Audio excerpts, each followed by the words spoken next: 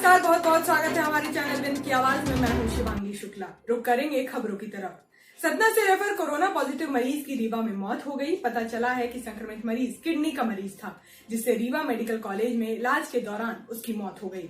संक्रमित की दोनों किडनी फेल हो गई थी और मुंबई से उपचार करवाकर वह सतना आया था। बढ़ेंगे और खबरों की तरफ। मध्य प्रदेश के सतना में बिजली के दामों को बढ़ते देख युवा कांग्रेस द्वारा कल के दिन बिजली बिल को जलाकर विरोध प्रदर्शन किया गया। बाद में युवा कांग्रेस के विधानसभा रैगांव के अध्यक्ष व कार्यकर्ताओं ने मिलकर जलाए बिजली के बिल। वहीं शिवराज सिंह मुर्दाबाद के नारे भी लगाए गए।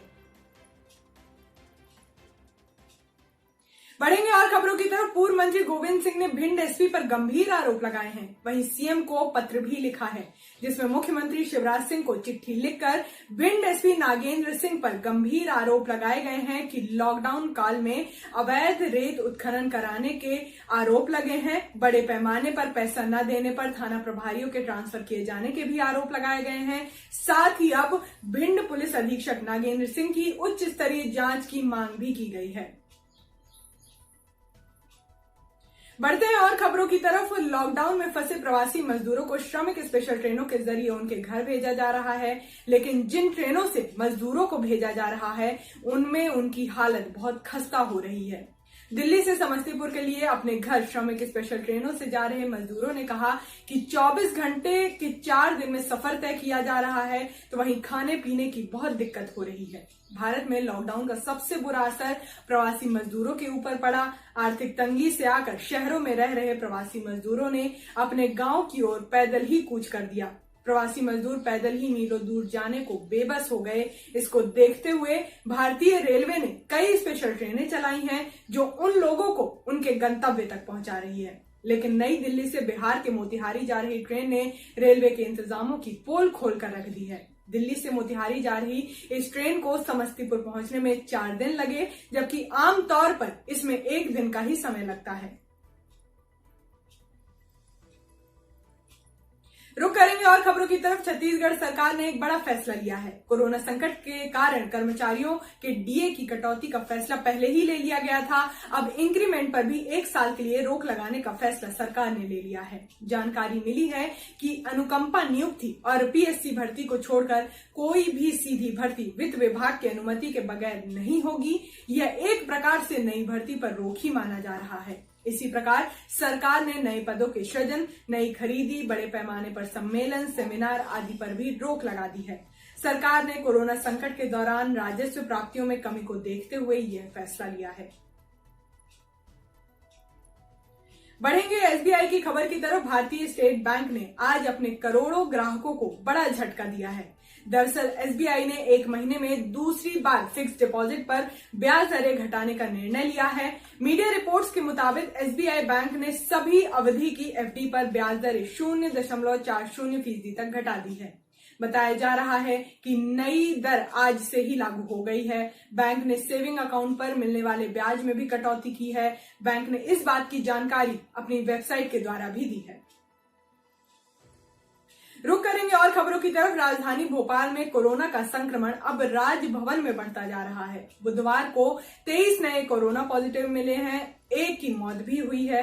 दैनिक नई दुनिया के प्रबंधक संपादक 82 साल के राजेंद्र तिवारी ने चिरायु अस्पताल में दम तोड़ दिया। नए मरीजों में राजभवन परिसर में रहने वाले 2 परिवार के 6 लोग शामिल हैं।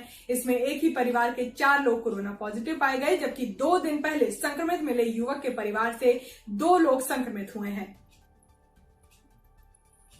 बढ़ेंगे इंदौर की खबर की तरफ। कोरोना मरीजों की मौत के आंकड़े में लगातार गड़बड़ियां सामने आ रही हैं। अफसरों ने किसी की मौत के बाद उसकी रिपोर्ट पॉजिटिव आने तो कुछ मामलों को संदिग्ध बनाकर रिकॉर्ड में नहीं लिया गया है, जबकि इनमें से अधिकांश केसों में कोरोना की पुष्टि हो चुकी थी। ऐसा ही एक मामला जूनी इंदौर क्षेत्र के आलापुर निवासी 42 वर्षीय एक मरीज के मामले में हुआ है। उनका नाम आज भी कोरोना मृतकों की सूची में नहीं है। उनकी 6 अप्रैल को गोकुलदास अस्पताल में मौत हो गई थी। मेडिकल कॉलेज से 8 अप्रैल को रिपोर्ट आई तो पता चला कि वे पॉजिटिव थे। ताबड़तोड़ आलापुर को कंटेनमेंट जोन बनाकर उनके परिवार के 23 सदस्यों की जांच करवाई गई। इसमें भी 8 संक्रमित मिले हैं। उन्हें अरबिंदो अस्पताल में भर्ती कराया गया। अब इस बात को 50 दिन से अधिक हो चुके हैं, लेकिन नाम रिकॉर्ड में नहीं है। इसी बीच देर रात जारी नए आंकड़ों में 78 और पॉजिटिव मरीज मिले हैं। 3 लोगों की मौत भी हुई है। बढ़ते हैं और खबरों की तरफ। सीहोर, मंदसौर, नीमच, रतलाम, खंडवा में तबाही मचाने के बाद टिड्डी दल दमोह कटनी पहुंच गया है।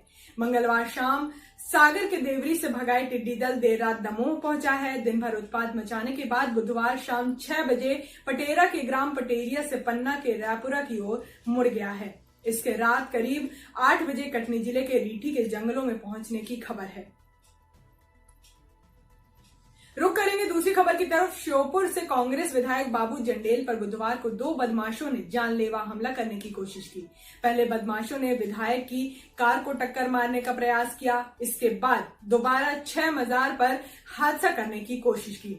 जब विधायक व उनके गार्ड ने टोका तो आरोपी बदमाशों ने उन्हें जान से मारने की धमकी देते हुए गाली गलौज की। हद तो तब हो गई जब वो कोतवाली में एफआईआर कराने के लिए विधायक बैठे रहे और दोनों बदमाश कोतवाली के सामने आकर फिर उन्हें धमकी देकर चले गए, जिन्हें पकड़ने का पुलिस ने कोई प्रयास ही नहीं किया। दोनों आरोपियों पर मामला दर्ज कर लिया गया है।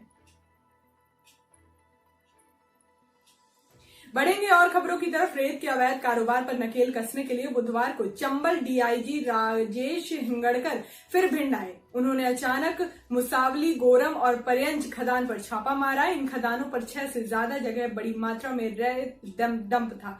कुल 19,000 घन मीटर रेत डंप मिला, जिसका अनुमानित बाजार मूल्य करीब 60 लाख रुपए है। इस रेत को जब्त कर लिया गया है। डंप रेत की डीआईजी ने वीडियो रिकॉर्डिंग भी कराई है, साथ ही खुद भी मोबाइल से वीडियो बनाए।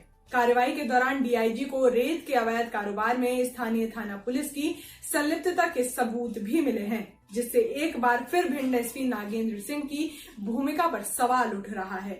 छापामारी कार्रवाई के बाद रात में डीआईजी ने भारौली थाना प्रभारी यतेंद्र भदौरिया, लहार टीआई विजय तोमर और भारौली थाने में पदस्थ आरक्षक चालक शिवा उर्फ शिव को निलंबित कर दिया है।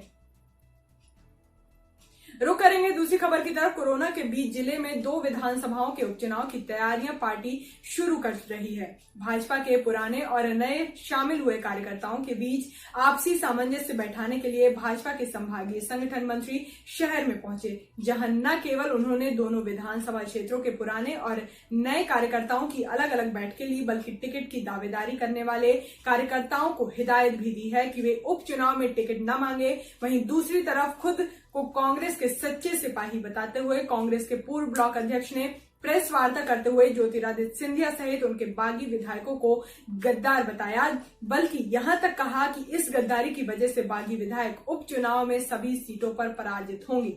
मार्च में अशोकनगर और मुंगावली विधानसभा सीट कांग्रेस विधायकों के इस्तीफा देने से खाली हो गई थी। कोरोना की वजह से लॉकडाउन में राजनीति ठंडी पड़ी रही। चौथे लॉकडाउन में चुनाव को देखते हुए दोनों की पार्टियों ने कार्यकर्ताओं की नब्ज टटोलते हुए रणनीति बनाना शुरू कर दिया है। अभी के लिए बस इतना ही। बिंद की और खबरों से जुड़े रहने के लिए वीडियो को लाइक और चैनल को सब्सक्राइब जरूर करें।